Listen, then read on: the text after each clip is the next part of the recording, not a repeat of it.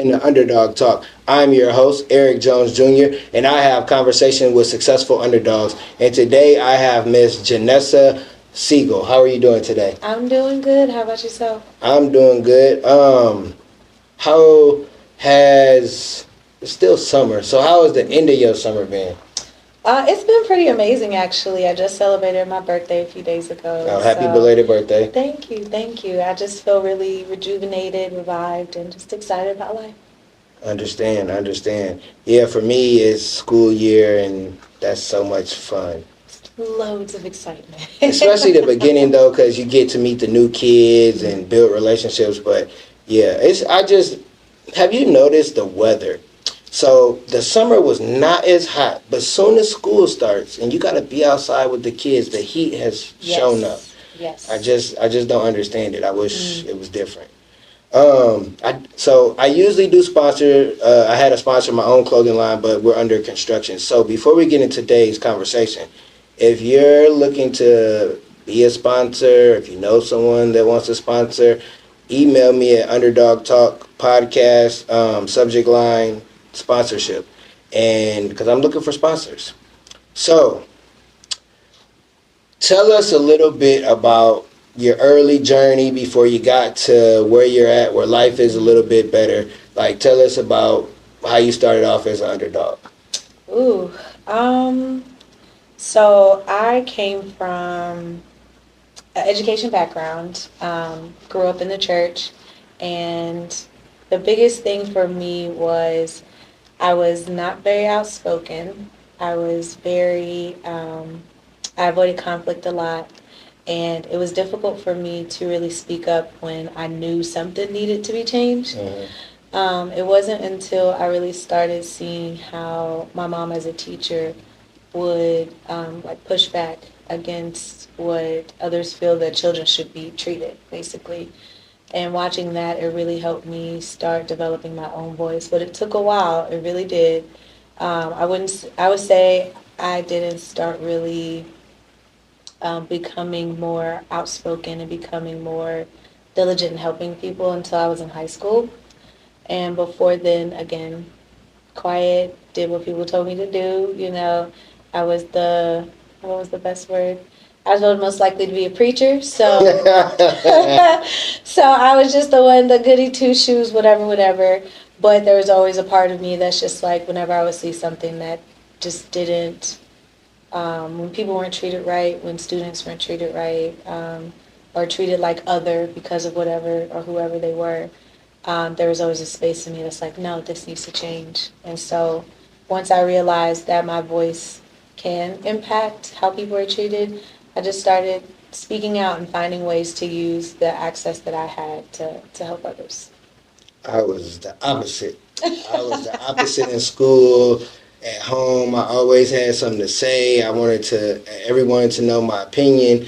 But then as I got older, I understood I can use my voice for positive. Because I'd never like people to get picked on or anything, because I used to get picked on. So I'm always going, if I see kids bullying somebody, I'm on it. So I've always had the voice, but as I got older, I realized how I can use my voice. Because I talk. I asked my mom, I was like, what you think I was going to be when I was a kid? She's like, I don't know, but something with talking, because you never shut up.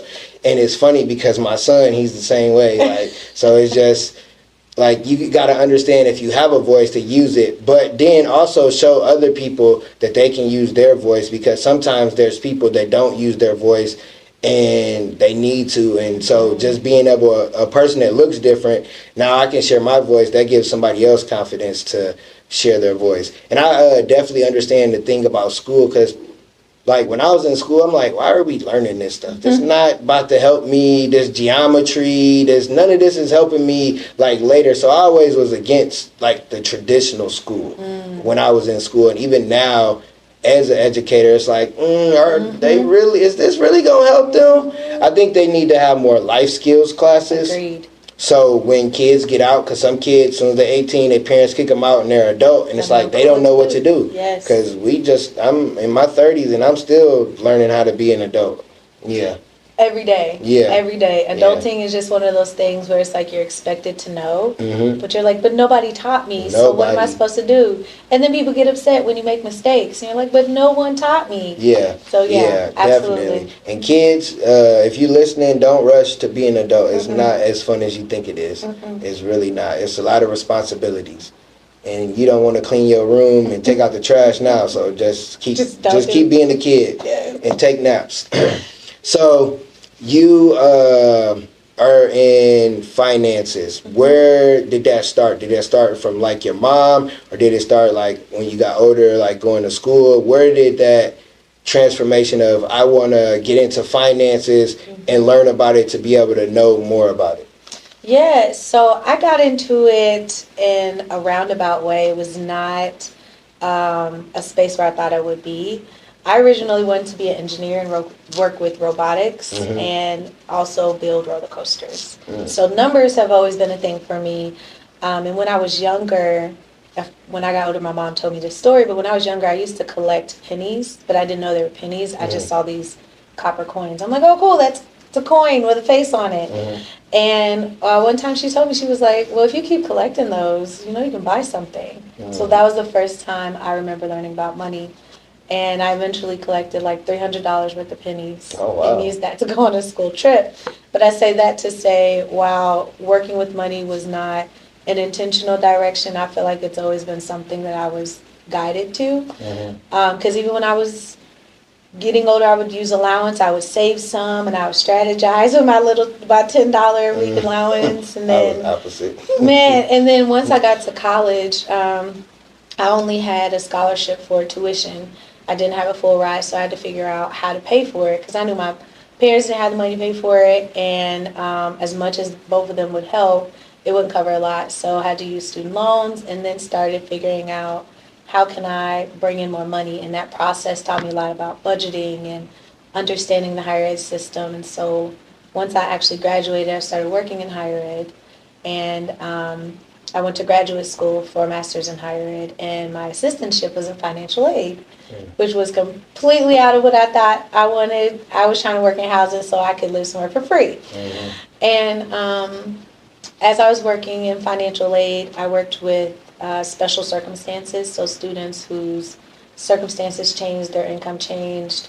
And in that process, I learned so much about how much people just don't know. When it comes to school, when it comes to money, when it comes to deciding what they want to do with life, people just don't know. We just we take these steps and check off these boxes because we're told to do it. But being in that position and talking to families and trying to help them figure out ways to cover school, still realizing like this kid is trying to get a degree in aeronautics, and one class is $50,000. Like, that's one class. If they take out loans, the amount of time it'll take them to pay it back is a lot. So that just inspired me to try to just educate people. I've always felt that, does everyone need a 4-year degree? No. But does everyone deserve a quality education? Yes. And part of that quality education is letting people understand how these systems work so that they can make informed decisions. And so just started out teaching budgeting for like upper bound and stuff, and then once I graduated, started working in admissions and financial aid, and then transitioned to financial wellness education. And once I did that, I'm like, all right, this is where I feel I'm supposed to be. And from there, eventually got certification, so I'm a accredited financial counselor, and seeing how much providing resources and guidance to people can help them reduce stress and feel empowered to take control of their own lives, like that brings me so much joy. So just decided that that's the path I want to go, and so then I started my own business, financial education business, to continue that work. Yeah, that's dope, because you're right. Like, as a kid, I remember my mom always saying, have at least $5 in your pocket. 2023, $5 ain't gonna do nothing for you. Like, even credit, like, I didn't know what credit was. Luckily, like, I never had any big debt. Like, school was the only debt I really had. I never really had a credit card. Like, I just like, nah, I don't really know nothing about it, so I'm not even gonna deal with it. But, like, it's crazy because we don't know anything about finances. So what was like a particular moment that hit you and was like, dang, these people really don't know nothing about it and I can help them? Um, I would say it's two major moments. One when I was in financial aid, one after. The first one in financial aid, I was working with a student who needed additional aid to cover some day-to-day expenses. And they were unaware that they had already started borrowing student loans. And I'm like, are you aware that you've already borrowed Oh, $20,000? wow. And this is at a community college, by the way, not Mhm. even a 4-year, and you've already borrowed 20,000. Yeah, Ouch. yeah, exactly. And they had planned to transfer to a 4-year. So in my mind, I'm like, shoot, they're already racking up debt. I need to help them understand that. So in talking to them, they're just like, no, I don't have loans. I have financial aid. I'm like, well, student loans are considered financial aid. Yes, it's a loan, Yeah. but it's still aid. So it was at that moment I'm like, yo, these students really don't understand like all aspects of financial aid and just money when it comes to covering school. So that one really hit me because the end of the conversation, we basically like they were just like, well, I need this money, so I do need to borrow some more.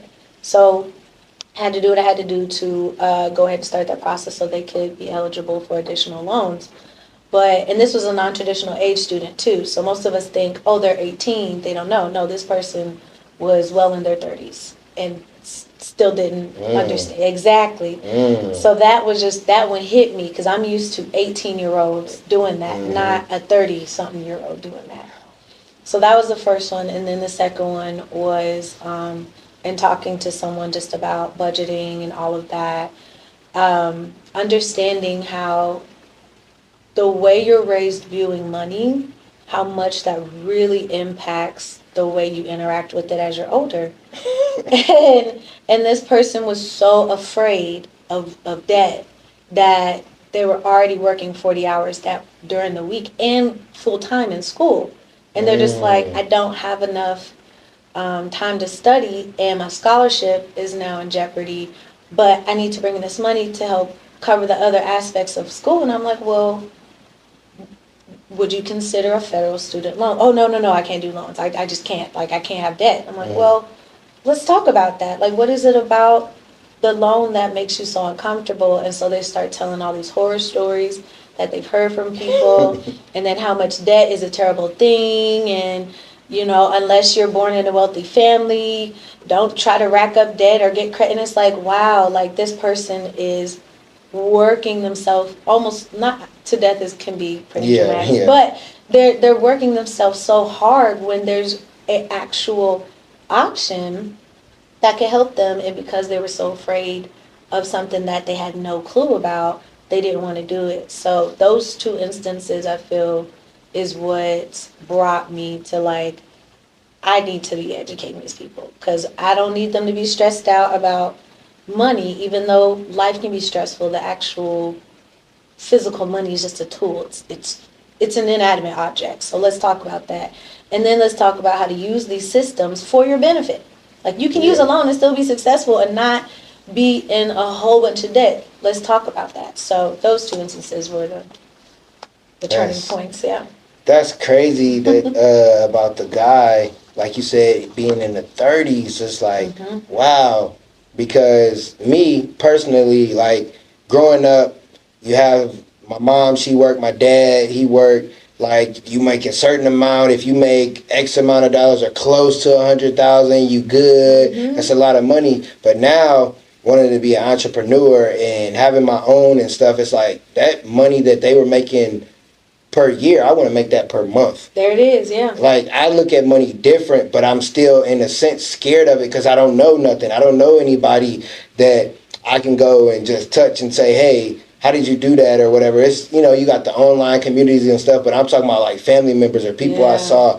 All I saw was people going to work. So I have the work ethic, but then it's like, I don't know. I know it's obtainable, but how is it obtainable? And it's like, because how you grew up and it's how they grew up. And then it's like, nobody stepped outside of the boundaries to go learn about money. Because I took, it was maybe 9, so maybe 4 or 5 years ago, I was going to a church and I took the Dave Ramsey little course, and it's like, I learned a lot, but then I see where people, it's but I learned just learning about money, just being around people, and we're learning about money that helped me to actually budget. Like a budget's not nothing hard. It's discipline. It's you saying no. It's your friends coming in like, hey, we going out. Okay, that's cool. Y'all going out. I'm not going out because I'm saving my money, or my money needs to invest in this, or I need a new mic, or I need this. So it's like, you understand when you get to a certain age, or you get around people that can help you with a budget,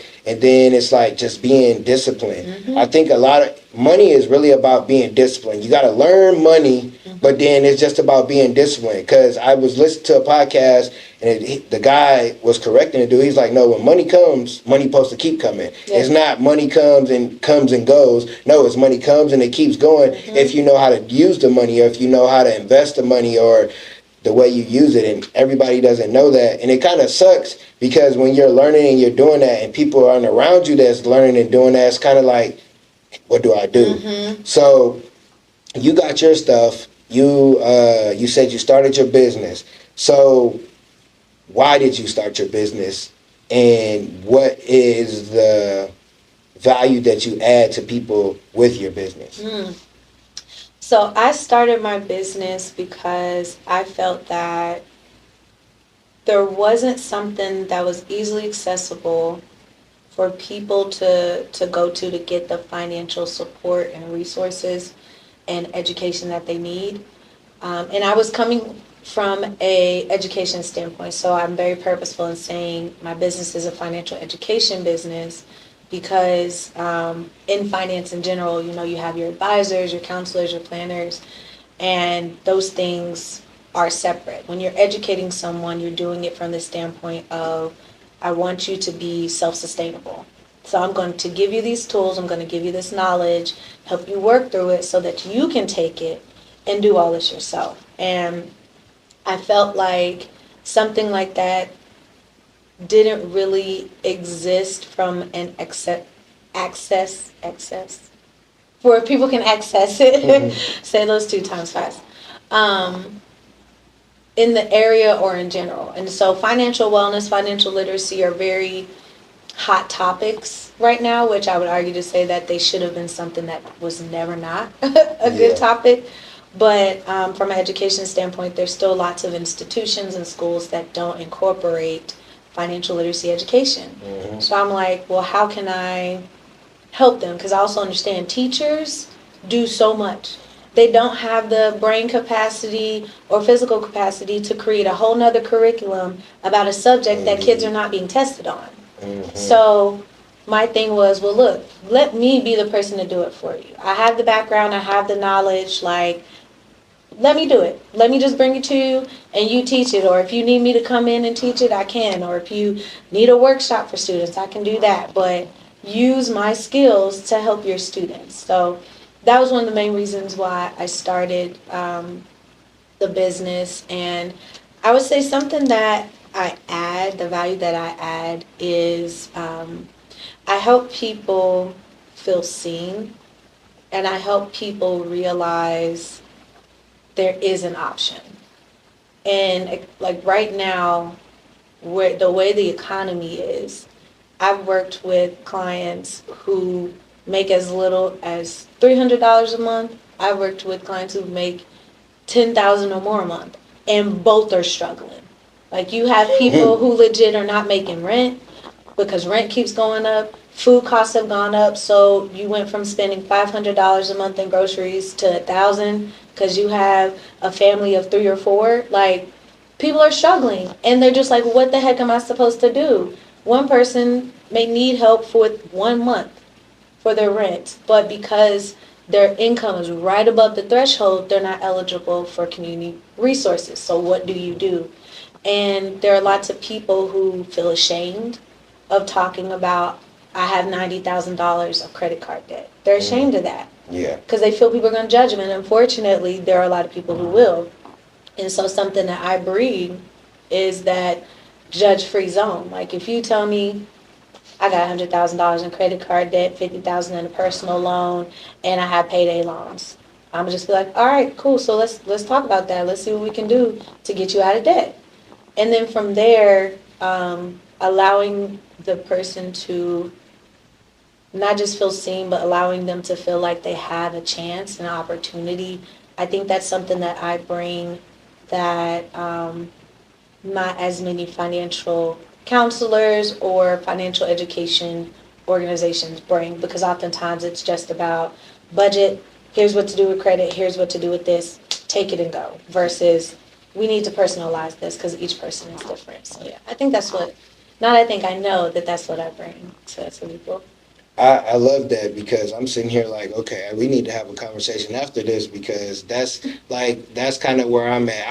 I'm thinking to myself like, okay, I work this job. Think like you said, things have went up. I make a little less than I was making last year, so it's like I got more stuff going on. Through God, things get paid, but then it's like I don't want to have to wait to the next check or nothing like that. I'm sitting there thinking like, what can I do right now to create income to help? Because I don't like working for anybody, so I don't even want to go get another job. I really can't because I got so much stuff going on. So it's like, how do you, like you said, okay, I can budget, but then things happen and I'm not really able to do things. So it's like, I want to learn about money. It's hard to watch videos on that certain subject. I feel like I gotta be face to face or something like that. Someone teaching me because I learn different than other people. Like I don't really read. There's certain books I'll read, but I need someone to break it down to me like I'm a kindergartner. And once you can do that, then I can go with it and roll. But I also need the accountability of somebody. It's just, hey, this person gonna say something if I don't get this done. And you might never say nothing. The person might never say nothing, but I'm just like, okay, I don't want to disappoint them, so I'm gonna keep doing what I'm supposed to. And I think people have to understand you have to learn money if you want to be successful. Because people are like, oh, I'm gonna win the lottery. Okay, you're gonna be broke. Because you ain't be able to manage the little money that you have. If you can't manage a little, how can God give you a lot? So it's like you got to be able to manage, understand it, and then make that move. Because there's going to be a day that somebody be like, okay, we want to get your podcast on this network. We're going to give you a 6-figure deal. I'm like, okay, I've never had 6 figures. I need to make sure I do this right because I don't want to go broke. I don't want to be MC Hammer, get a whole bunch of money, and then be like, oh, snap, what happened? So it's like, you got to have different people in your life. You got to have a financial advisor. You got to have an accountant. You got to have different people that you can feel safe with your money. Because you can't, your mama ain't had that much money. How can she manage it for you? Everybody want to have people around them. And then it's like, they've never touched that money. So how can they help me touch that money and manage that money? So you got to be smart about it. So I like what you said. Like it's a person with $300 a month and it's a person with $10,000. Because hard is hard. It don't matter how much money you got. Life is hard. It's hard if you got a lot, if you got a little. So you just got to figure out how to make the adjustment for that. So you also wrote a book. And I need to get the book because my oldest, she's freshman in college. And so I want them to understand stuff before I even knew it. Like I'm learning stuff in my 30s. I want them to know it young. And it definitely will help her. So tell audience what the book is and who it helps and how it helps them. You don't got to go into all the, deep into it, but yeah. Absolutely. So my book, What's Next? 10 Steps to Prepare You for College, is basically taking what you would look for someone who's like an advisor to advise you on how to prepare for school. That's basically what the book is meant for. So it talks about the major selection process. What do you want to study? But the biggest thing with that, it's not just you're going to college just to go. It's really saying like, what do you want to do and how can you use college to benefit you in that way? And so even if a student doesn't want to go to a 4-year, go to get an associate's degree or go to a trade school or something, it's meant to help you figure out what is it that I want to do, how can I pay for this, and then it takes you through steps of what to consider, like who to talk to on campus, paying attention to deadlines, how to apply for the FAFSA, how to create a budget for school and things of like that. And so I tried to simplify that process so that one, it doesn't feel intimidating, but it also just gives you something to relate back to if you ever get to that point of like, okay, what do I do next? So it's for graduating seniors from high school. It's also for adult learners as well. A lot of it is definitely, it can feel like it is geared towards high school students going straight into college, but again, if you are just trying to get an education, post-secondary education, whatever form it is, then this book can help you. Yeah, because if you don't know what you want to do, you're going to be doing a whole bunch of stuff that might not even end up helping you. Yes. I remember when I went to school, I don't know how I got accepted by one college because my GPA was a 1.7. So I knew I love computers. I fix computers. Kids don't know what computers really are. The big base. I like broke a computer down, built it when I was in 5th grade. So I was like, I like computers, but I didn't know exactly the different terminology. So I went for programming. I'm like, nah, this ain't it. And I called my mom and I'm like, hey, mom, this ain't it. She, nope, you signed up for it because, they don't know. They like, nope, this is what you want. And just say I didn't make it. So I went back to school like a year later and I was doing the stuff. School just wasn't for me, but it's like you have to know what you want to do so you can take the right classes and be around the right people. Because one thing, even though I didn't finish school, I wish I would have networked more. Because when you see people that you went to school, it's like, dang, they doing that. Dang, they doing that. I should have been cool with them, or I should have, hooked up with them. And I told my daughter, I was like, when you go to school, don't go to school just to say you went to school and got this piece of paper. When you leave, you should be able to be a boss, a leader, be able to have some type of go in and get your own ownership once you're done, because you have the right information. Because a lot of times we go to school and we just go to school. I went to school and just went to school. I learned how to be an adult. I learned how, if you don't pay that rent, they gonna put that pink letter on that door, and yeah, it could mess up your credit and all this different stuff down the road. I learned life, but I didn't learn what I was supposed to as a student. Because I think it don't matter if you're post secondary, whatever, if you 50, if you 60, if you 9, you always got to learn. And if you don't understand that, then you're not going to make it far. Even if you're at a job, even if you're at McDonald's, and you got to learn how to do the fries, you got to learn how to do the burger, you got to learn the cash register, you got to learn how to do different stuff if you want to advance. Because if you don't want to advance, you can just go there and just do whatever. But whatever field you're in, you gotta learn. So but you got to know what you're going for. So what is your motivation to keep going? Because I know when people start businesses, it's not for a year or two, it's long term. And what you're doing is long term, because everybody gonna need help with finances all the time until the day we die. So what is your motivation to keep going? Because it's hard, because there's days where you like, oh, okay, I'm done, I'm good off this. But what's your motivation? And then second part to that question, what is the bigger picture of what you're doing now for yourself? I would say my motivation is a desire for everyone to live a thriving life. And my desire for everyone to know what it feels like to live and not just exist. I feel many of us are existing right now. We're just going through the motions. Majority of our day, probably a lot of people would not even remember what they do because we just go. We're not even consciously doing things. And so my motivation is to help people realize that the circumstance you may be in right now does not have to be your only circumstance. The information given to you, as restricted as it might be, is not the only information out there. And I realized that money is, so many studies show that money is one of the top stressors across the board. Yeah. And from making people stop out or drop out of school, to making people not focus at work, to messing up relationships, to making people feel like they're not successful in life. Money is the root of a lot of that. And so I just want people to understand, one, let's take away that power that this inanimate thing has, and let's talk about how money is like a hammer. If you put a hammer down on the table, what work does it have? It has no work. It does nothing. And it's not until you pick up that hammer and decide, I'm going to put this nail in the wood so that I can build a house, that that hammer served its purpose. So money is the same way. If you literally put down a dollar bill on the table, it's not going to do anything. Mm-hmm. So let's talk about how you use your own thought process, how you use your own power to use that tool to live a thriving life and live the life that you've always wanted for yourself. And also understand that possibilities are endless. So let's talk about, what is it that you want to do for yourself? What does success look like for you?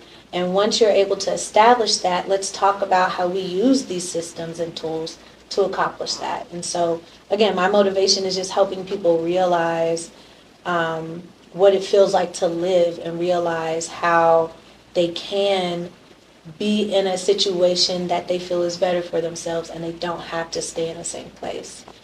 And so, where do I see this going in the future? What's the bigger picture? Ooh. You might have it already, but you might not. But I have so many big pictures, if you can't tell. I would say the main thing is I really want to develop a lot of partnerships with education institutions to help them develop financial wellness curriculum, and also help administrators understand that financial education isn't just about the money part, which many people forget. So yes, I can teach you about credit, I can teach you about debt, I can teach you about budgeting, retirement, investing, not taxes, I'm not a CPA, but I know a little bit. But at the end of the day, I can teach you all of that, but if you are someone who is an impulse buyer, then it don't matter how much money you have, you're going to keep spending money, and eventually that could put you in a not so fortunate situation.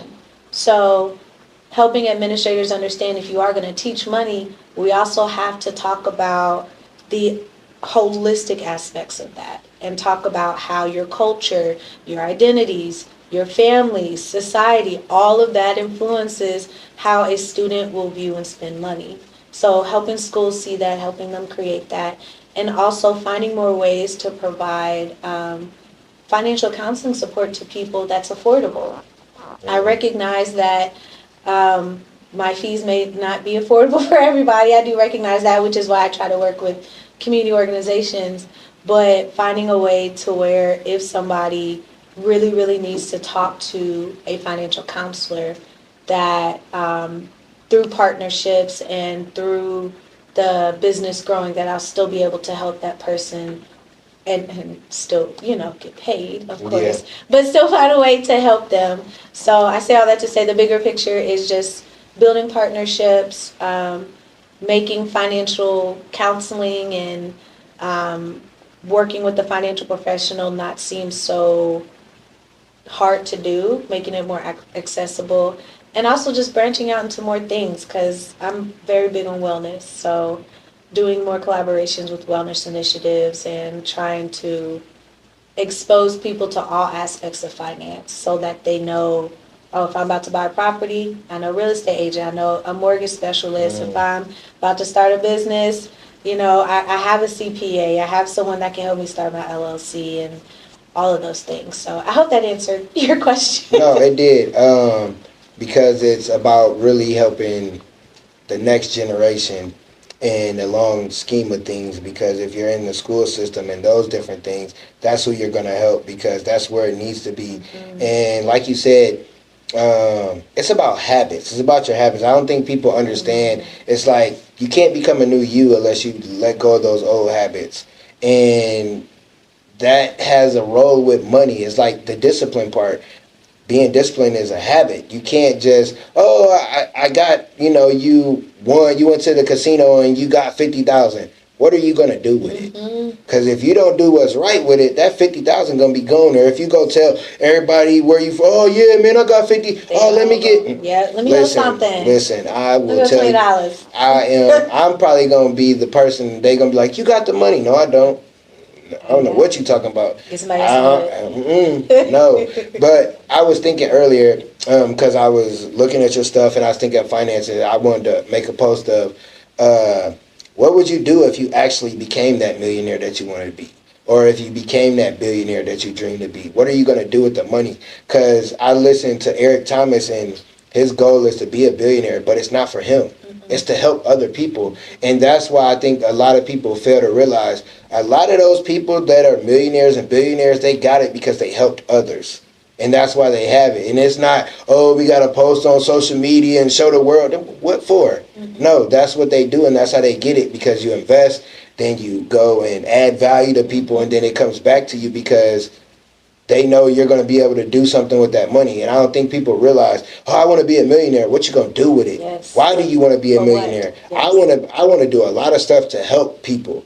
Because like you said, when you, especially me working in the schools, and you see kids that literally have uniforms that look like they didn't have them passed down, like what? Yes. Or no shoes, or girls can't get their hair done, and boys walk around, they got to grow their hair out and get locks just because their parents ain't getting them a haircut, or they don't eat. So different things like that is why I want to be at those levels of money, because I want to be able to help people. And then I want to actually be the person to tell them about money, because I'll be transparent about me. I didn't make dumb decisions on money because I didn't know. It's like I just want to make it to the next check, but then when that next check comes, you like, dang, I'm broke already. What I'm supposed to do? And it's like you don't want to live that way. And like you said, I think I know what I'm gonna name it. You don't want to just exist. You want to live. And people don't live because you don't get to do nothing. You don't get to enjoy.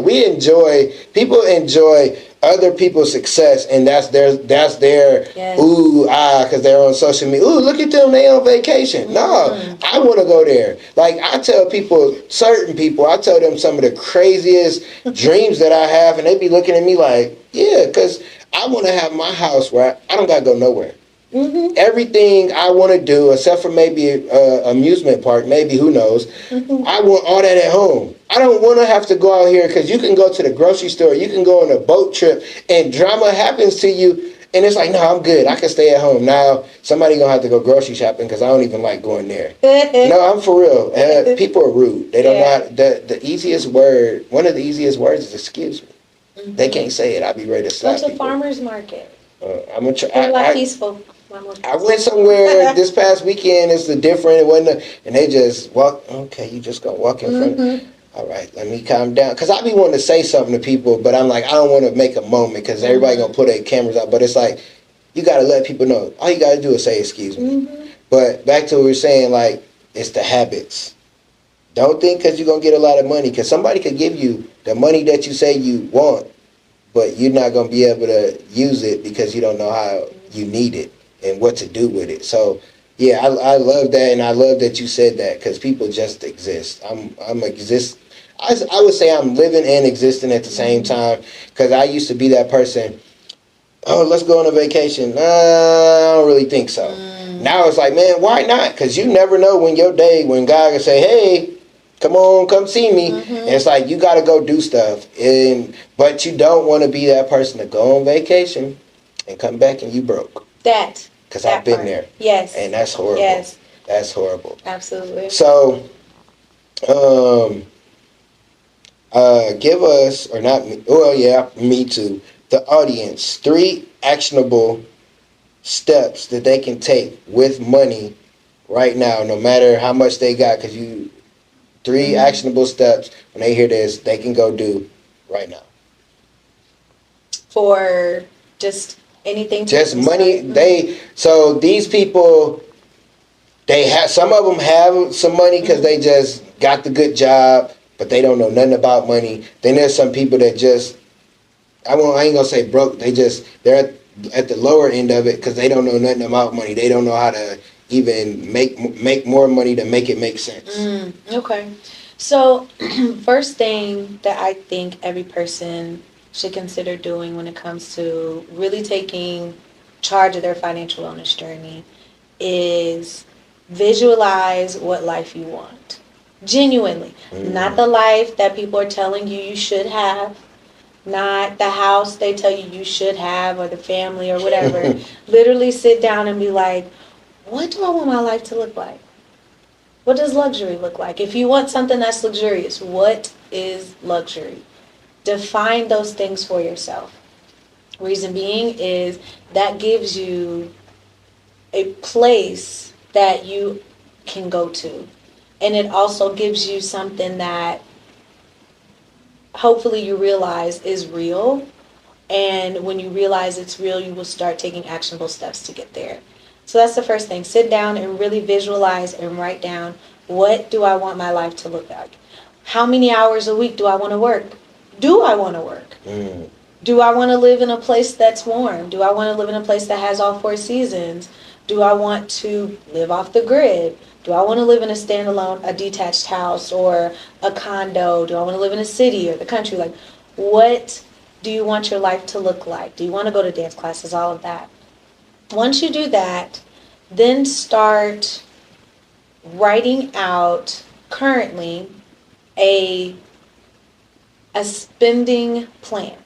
And I say spending plan, not budget, because when we think of budgets, it can be very restrictive. I think what is very important to understand with your spending plan is it should represent who you are and represent things that you do on a consistent basis. So with that spending plan, the reason why it's important is because in order to get to that place you want to be, you must first know where you're starting. So know how much money you're bringing in, know how much money you're spending.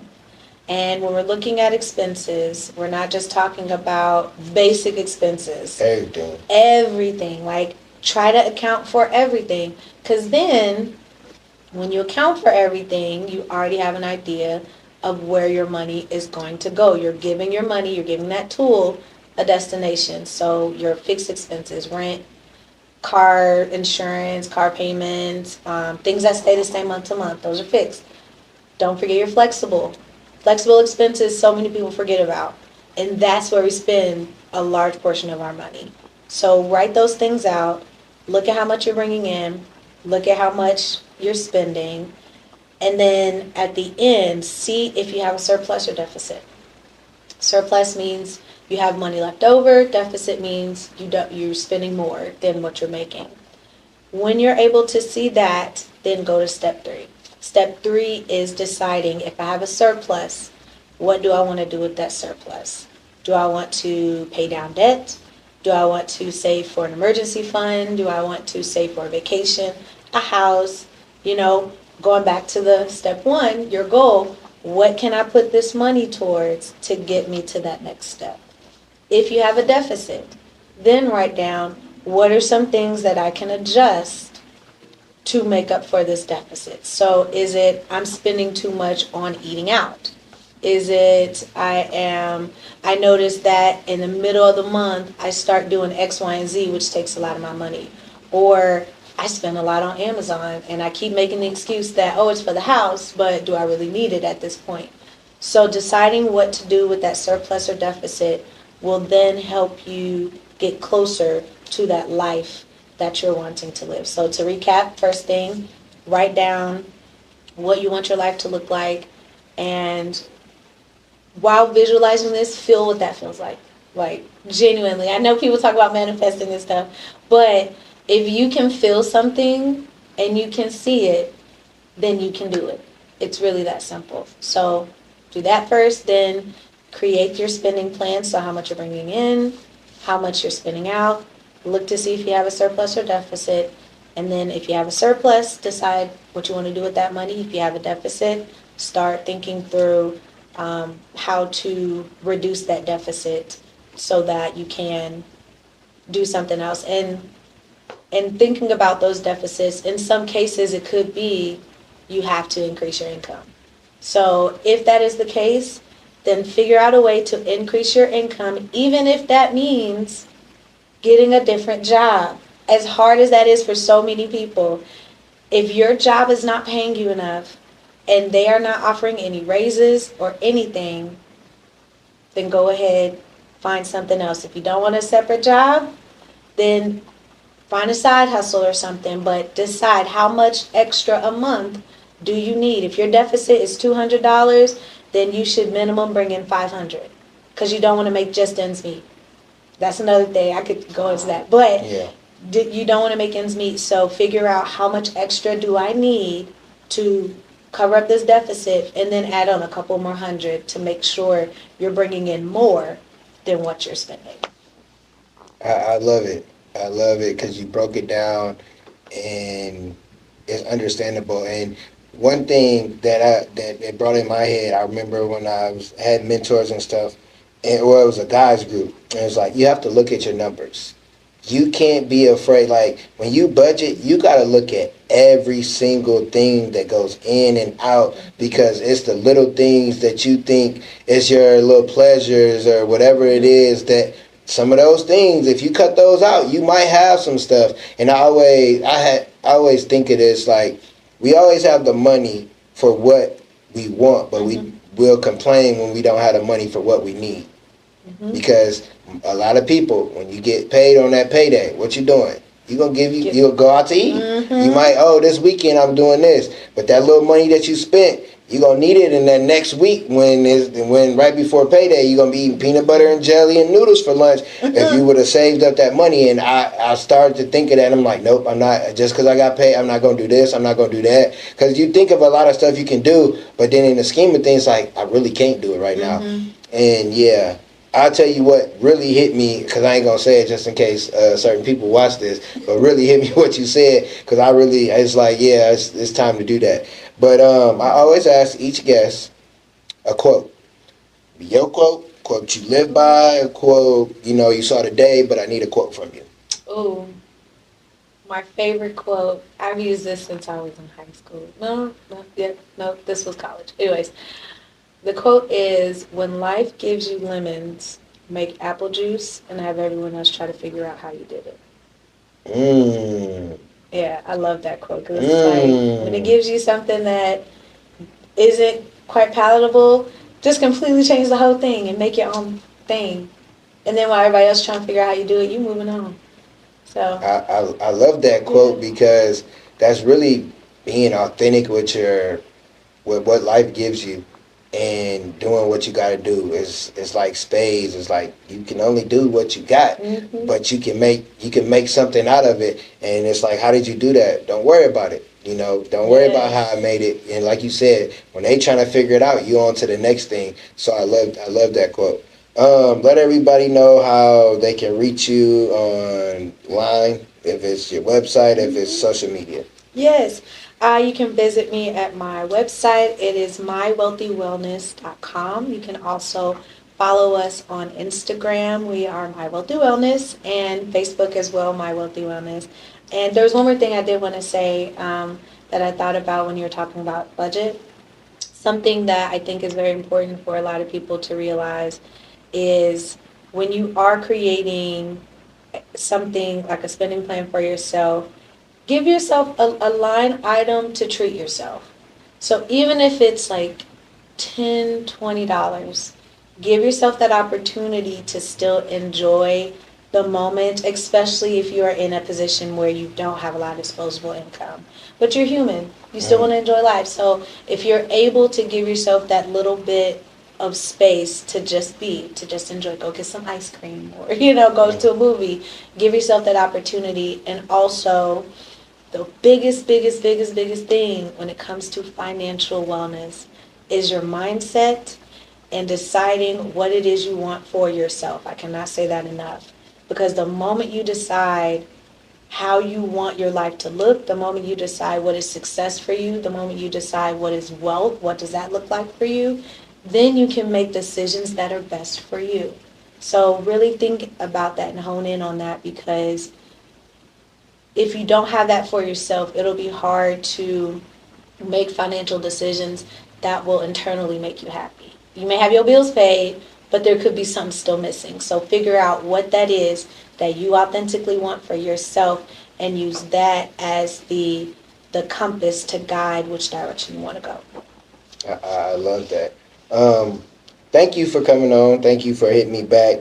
Thank you for what you do, because I can tell by just listening and seeing your energy that what you do and what you're going to do is going to be powerful to those all around, because that's something, financing is something, I think that's probably a lot, the least people want to learn. We want to learn the business, but we don't know how to learn, we don't learn the money. So I appreciate what you do, and definitely want to talk to you after this just about a couple different things.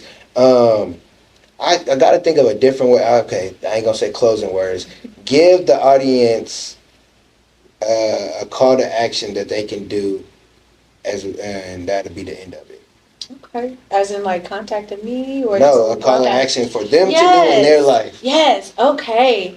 So remember that your existence is very important to this world, and when you have those feelings and those nudges to do things that you know will make you happy, hone in on that, because one of the biggest things that will change this world are people who are living their authentic lives, being their authentic selves, and recognizing how how they contribute to the world and how the world contributes to them. So yes, I say all that to say, like, your existence is important, and your uniqueness is beautiful, and your purpose is purposeful, even if you don't know what that purpose is. So. And on that note, keep being great. I'm the underdog with the heroic heart. I'm Eric Jones Jr. I have to keep pushing for my kids. If I give up, what's that leave them with? Nothing. I have to understand that it's bigger than me. That it's not about me when I wake up and go to work. It's not about me when I read and educate myself. It's not about me when I'm practicing my speeches. It's not about me. It's about my family.